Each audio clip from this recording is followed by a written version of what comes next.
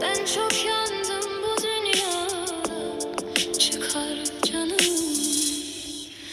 gözüm kalmaz. Bir gün hayat benden kaçar, tabutumu dostlar açar. Şiirimden sözler uçar, türküm kalmaz, sazım kalmaz. Beni dağlar unuturlar, bu diyarlar unuturlar. Biraz ağlar unuturlar, türküm kalmaz, sazım kalmaz. خسته شدم از این لگم که هر رو تو سبقت آینشو میشکنم. میخوام اون روزو که مهم نیست رقم بنویسم شد رو گلگیر عقب. میخوام اون روزو ببینم به چش که نگی سرنوشت بگی با دست نوشت.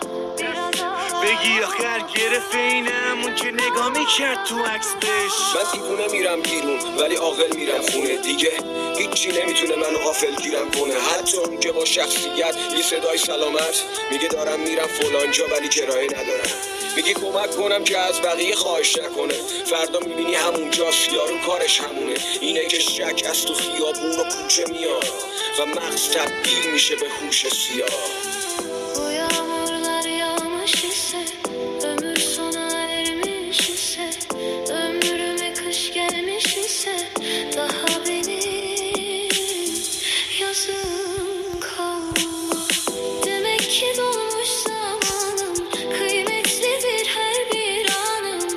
Çok acılar çekti canım, bir tek ağrı